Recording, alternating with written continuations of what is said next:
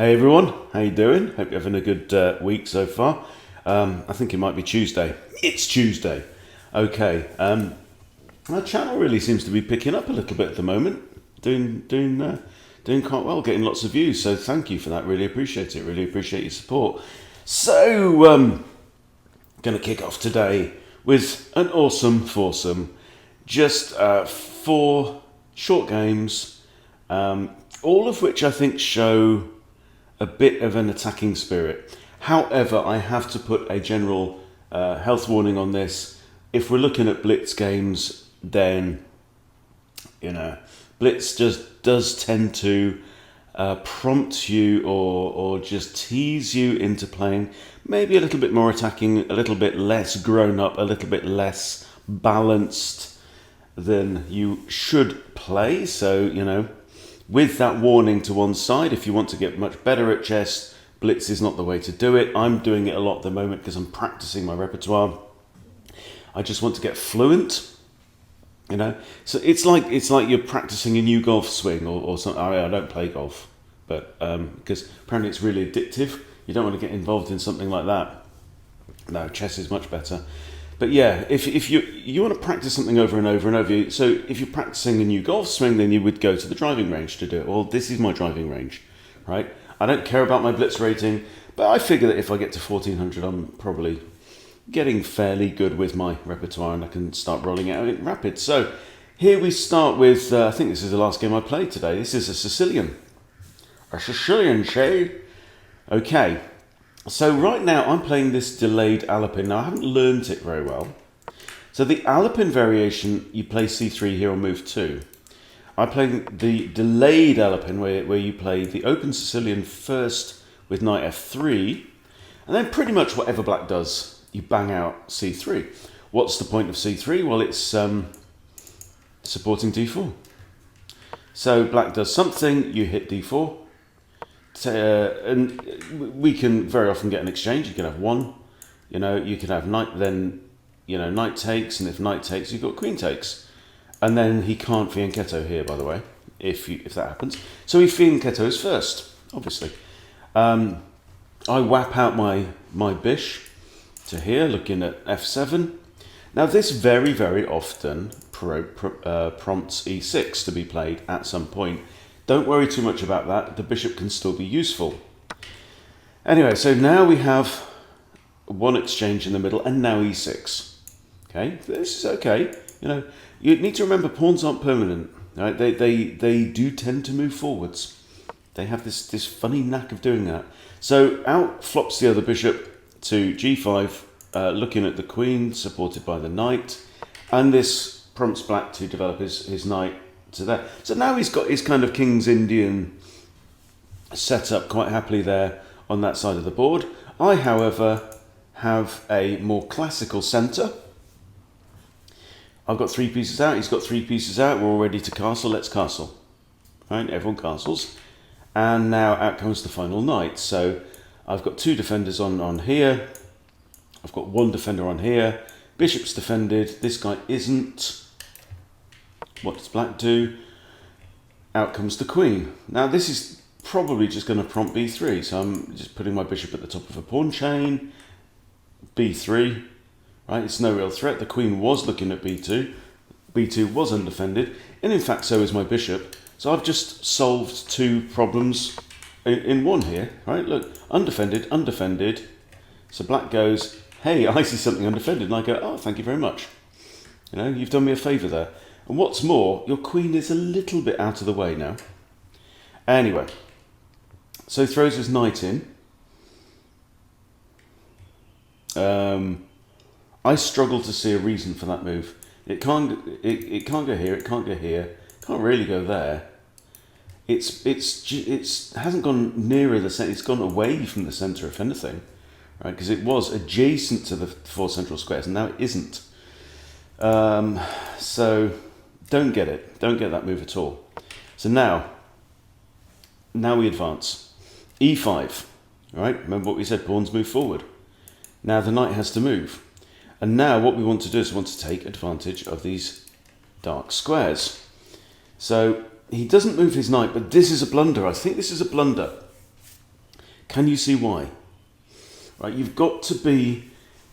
This is just one of those things. If you even think about counter-attacking, one thing that you've got to do is you've got to say, okay, if my opponent takes and I recapture, what happens then? Look at the board. Okay?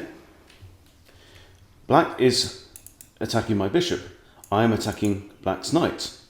But then I'm attacking black's bishop, and then I'm attacking black's rook. Right? After the bishop, he's only got a pawn. Okay? So thank you very much. I'll have a free knight. If he takes the bishop, I'll take your bishop. And now I'm attacking your rook, and now you've got to recapture with the king. Okay? And now this guy's only spent 30 seconds so far, which is probably why he's not doing so well. Okay? Look guys, if you're gonna play your blitz games inside 3 minutes, play 3-minute blitz. At least level the playing field with your opponent, right? Don't be playing 5-minute blitz in 3 minutes. Don't be playing 10-minute rapid in 5 minutes. That's just stupid. Okay, so queen here. Why has the queen come here? What about this pawn? Am I not worried about that pawn? No, I'm more concerned with this.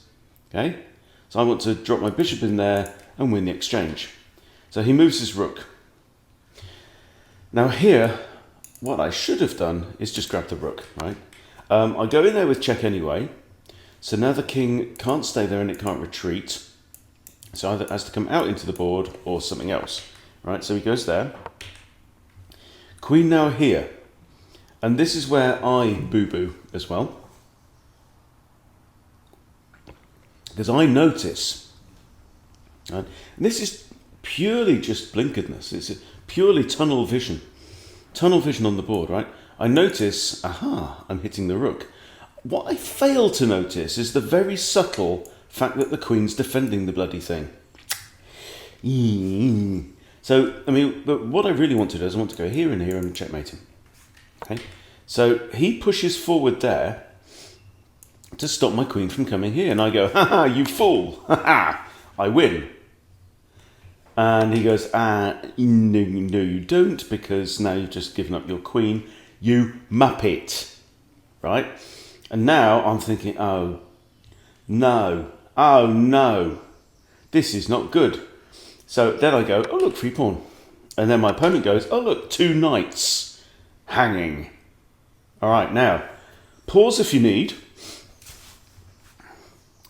Do you hit the resign button immediately at this point now? I've lost my queen, right? Yeah, I've got a rook for it. Do you resign or do you fight on with gritted teeth? Well, here, I think for some time, 20 seconds here, and I think, I can't save both knights. Bloody hell. This is a pain, right? But then I do notice I have a resource here, right? The bishop is guarding this key square on g7, this one. Okay, so I think, hang on, perhaps there is a way I can save my knights. I just need to stick one of my castle fellows on the d1 square and harass the queen. The queen's going to have to move, right? Now, I think what the queen should have done here is go there. But she doesn't. She goes there, and that's checkmate. Boom! I mean, that is really, really satisfying. I'm not going to check the review, but I think that would have still been pretty much winning for black. But let's just play it through just slightly, right? So here now, I simply can't go there because of this, right?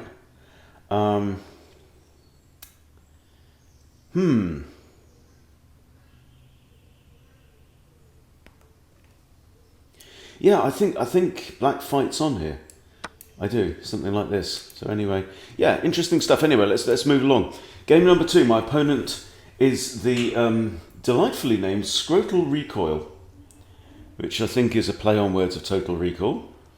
And again, I get myself into a sticky position in this one. So we have e4, we have e5. So I'm playing with the black pieces, so we're going full Freddy. Okay, full on Freddy. Knight f3, knight c6, and we have the Spanish opening, and we are playing the Danish gambit or the Schliemann defense, whichever you prefer. It used to be called the Danish apparently, or Danish, I don't know, one or the other. So, and we have the exchange variation, so, and we recapture with the d pawn, like you do in the Re-Lopez exchange variation. What this does is actually frees up the queen, right? And it also means that you still only have 2 pawn islands, whereas if you'd recaptured with there, you'd have an isolated a pawn. Okay, so anyway, now he takes again, and we push to hit the knight. And the knight can't go here or here, but it can actually advance into the board. So advance he does, and out comes the queen to hit the knight and the pawn. White now goes queen to e. Okay, now this is quite an instructive game. There are quite a lot of lines in the Danish Schliemann and in the Rousseau gambit and maybe in the Calabrese counter gambit against the bishop's opening, all part of this repertoire, where you can end up losing your king's rook. And I believe that may be what happens here. Okay, so I push the pawn. Now, you see, anytime the knight comes here and here, it's looking at the g6 square, right? And so I'm going to go over this because this is a feature that comes up again and again in this repertoire. So if you're paying attention to the Freddy Krueger repertoire, then pay attention to this. Okay, now g6 is now a problem, right? Because now you come into this issue because the knight is looking at g6, right? So I've broken the pin, okay? If knight takes g6 now, and I recapture with the pawn, white wins the rook. However, I do have another option here, because now I have knight f6, okay? You've got to remember this. Knight f6, now he could take the rook with check. And that looks bad, but it's not, because I take the queen and then I'm not in check anymore. So what does he do? He retreats. Now, yeah, he's still looking at the rook. He's also looking at the knight, which is undefended. Okay, so here I take his knight and lose my rook. So it's maybe not the best option here. Maybe I should have just... Well, you see, the thing is, how am I going to defend? You know, I'm going to lose my rook anyway, so I may as well take his knight. I don't know if there's a better option. I mean, take that doesn't really work. So no, take the knight, give up the exchange, but it's not the end of the world. In a lot of these positions, it's not too bad. This queen is now well offside. And it looks scary, you know, now the queen's looking at this knight. We've got this pawn, it's undefended and under attack, but it's not too bad. I grab now on f5, so now the pawn isn't under attack and my knight is defended. And this queen actually doesn't have many squares. She can't go there, she can't go there, she can't go there. Maybe she's got these 3 squares, right? In fact, this one isn't that good because I've got queen and bishop barrage against that one. So she comes back here to a safe square. I bring out my bish now, my light squared bish, ready to long castle, and look at my lead in development as well. So I'm down some stuff, but I'm up in activity. Knight comes out, long castles. Okay, so now he's getting ready, maybe fianchetto his bishop. Not sure why fianchettoing the bishop, because it's going to be looking at the side of the board where my king isn't. But, you know, each to his own. And now here, so I've got 2 attackers now on f2. This queen's defense is absolutely critical. It means the queen now cannot retreat from there. What are you going to do? Are you going to push f3? Open up the board when your king's still uncastled? No, he goes ahead and castles. Now, this is all good. You know, so my little eyes lit up at this point. So, I mean, right now I'm seeing something like bishop here. Looks quite good. Putting more pressure on h2. In the game, I play bishop g7. Basically pinning this knight now against the rook. But also, critically, because my bishop is on this diagonal, it's also defending h8. And that allows rook h8 with my remaining rook. My pathetic looking remaining rook, but here he comes, boom. Okay, so we're hitting the queenie, and we also now have two attackers on h2. Excellent stuff. Queen comes here, and now it's just blow, blow, blow, blow, blow. Bishop in. Bishop e5. Hits the queen again. Ouch, says the queen. Now f4, and again a critical decision. What would you play here? So because this pawn has just moved 2 squares from its starting position, we do have the en passant option. But let's say we capture en passant. We might have rook takes, then hitting my queen. I could come in here, I'm not sure. In the game, what I play is bishop d4 check. And what's the king going to do? You know, is he going to block with the rook? Is he going to move the king? He moves the king to here. And now this opens up like rook h2 check. And this is not going to end well. And now he's lost his queen.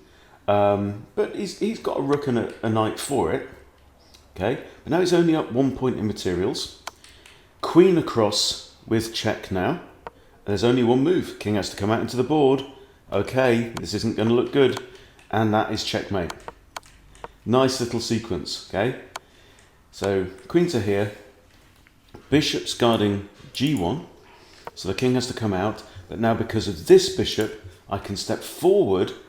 And this isn't checkmate from here, but this square is checkmate. So there, and it's mate. Beautiful little game. And again, coming from behind, coming off the ropes. This is really cool. Okay, next one. This is a game where I've got the white pieces, my opponent's mad BA, and we have a Caro-Kann. Alright, so I'm now playing this 2 knights defense against the Caro. So instead of throwing my d-pawn out, which is what they expect, okay, so he plays normal move number 2, d5, and I play my knight out.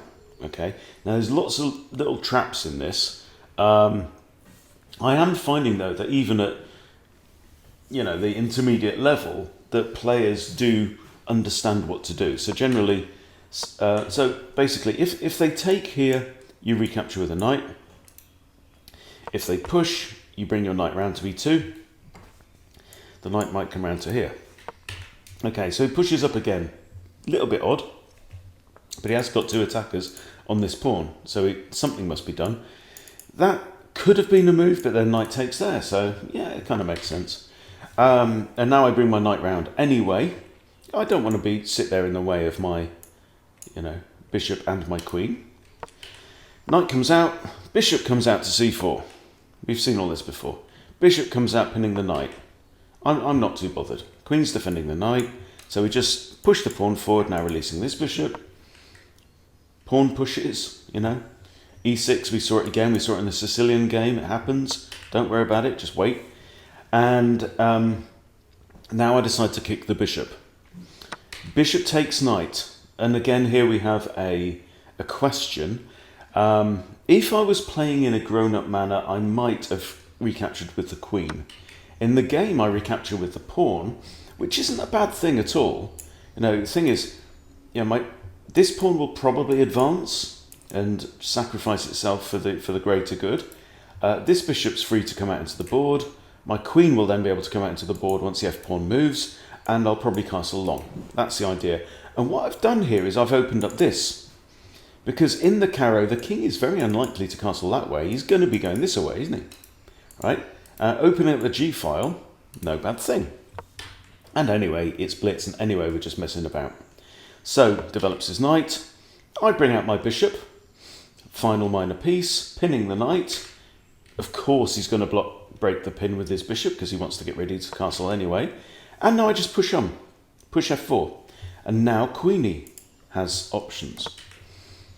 And there goes the king, castles. And now a grown-up move. This is a grown-up move. So I'm just wanting to stop his knight from coming in here. Right? I'm going to show him that I can play grown-up moves as well. He plays a6. guess to stop my bishop coming there, which he doesn't really want to do anyway. Another idea for this move is that if he's got ideas of this, then I can drop my bishop down to a2 and just leave it lurking there on that diagonal, right? In the anticipation of this stuff moving. And look what happens. I've pushed f5, and something's going to have to happen with this pawn. Either he's going to go there, or he's going to go there, or he's going to get took, right? Either way, this pawn on f7 might find itself pinned very soon.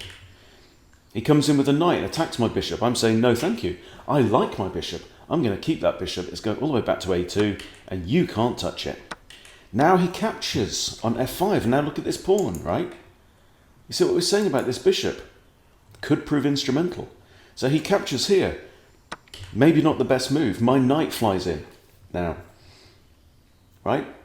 And this is all looking very good. You know, my queen can come out, my king can castle. Maybe I'll put my other rook here.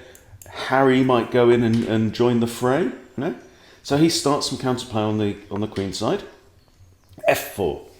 Kick his knight, right? Can't go there, can't go there, can't go there, can't go there.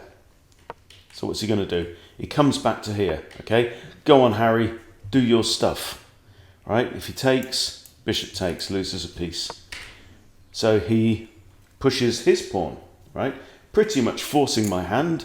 There's nothing I can do. I can either I could take the pawn and open up the g-file completely, or I could make an equal trade for the knight. So I make an equal trade for the knight, bishop takes, right?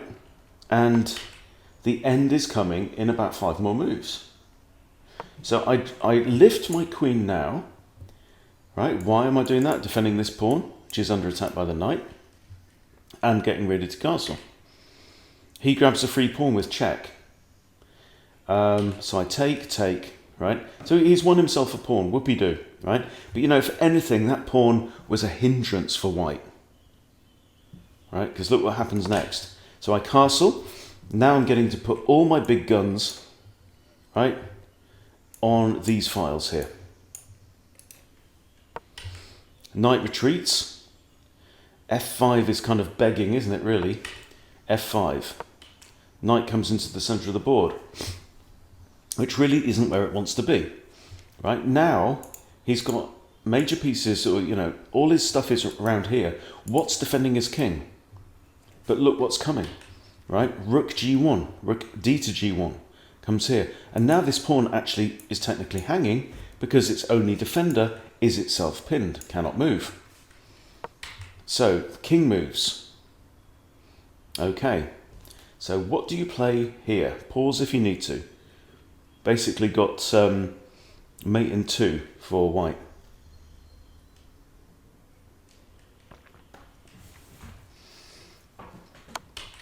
Rook takes h6, check. Okay, there are only 2 options here. King there, which may have been playable, or pawn takes rook, but if pawn takes rook, queen takes, and that's checkmate. It's a ladder mate, classic ladder mate, but you know, in the middle game, really nice to see. If king here, what do we do here? Let's say if king goes there,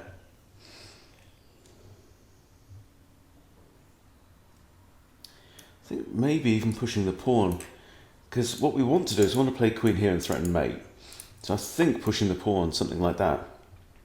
If queen takes, you just lose your queen, so that's not even possible. Pawn pushes might be an idea, and rook over, but it's all gonna. In fact, you know, what's more, look at this. You know this guy, remember him? We had a conversation about him earlier on, do you remember? Right? Look at that. Check. Oh no. There. Pawn can't take, still pinned. Okay. It's going to have to be rook here, or king there, and that would be mate. Beautiful. All right, are you ready for one more? This one isn't a long one, and it's not mine either. This was sent in by Pete, PXM23, Chess Bootcamp live member, and this is a 10-minute rapid. Well, it starts with 10 minutes on the clock, put it this way. So Pete's 11:58 in rapid. we have e4, e5, and he plays f4, the king's gambit. I am tempted to get into this opening, but it means leaving my Vienna behind. I don't know. But look what can happen. f6. Now surely this isn't a good idea. Surely this is not good, right? Now I know I'm an advocate of throwing Freddie into the board, right? But the knight can't come to f6 anymore defending this. So we have takes and takes, right? Black recaptures, and now what's going to happen? What's going to happen? The knight isn't out. We've got a pawn here. Queen h5 check, obviously. And if g6 is played, that's just terrible. Okay? We all have to remember this pattern, g6. Queen takes e5, check, with a fork on the king and the rook. We see this in the wayward queen attack, and we see it again here. And the Vienna wayward queen. So king moves there, and now a lot of people would be tempted to take the rook straight away. White doesn't do that. White plays bishop c4 check. Okay, you can't block with this pawn because it just gets taken. Okay, black tries to block with a pawn, it just gets taken. And you're in check again. And bishop there. Because the king, what else is even playable? I don't think there's any other legal move, is there? Bishop has to go there. Queen takes check. Queen in check there. And now, moving the d pawn with a discovered check by this bishop. Pawn moves forward. There's only, what, two moves? Pawn forward or king here? Or king here? Oh no, king can't go there. There's only two moves, right? Pawn forwards. h4 now. Knight comes out, and that is checkmate. Okay, and this, by the way, 100% accuracy for white. Just goes to show when you know your openings, you can do very well, even in 10-minute rapid. And it's not like black blitzed his moves out. Black has used 3 minutes 15 seconds, right, on his 11 moves. All good stuff. So there you go. That's your awesome foursome for today. Hope you enjoyed it. I certainly have. Thanks for watching. See you later.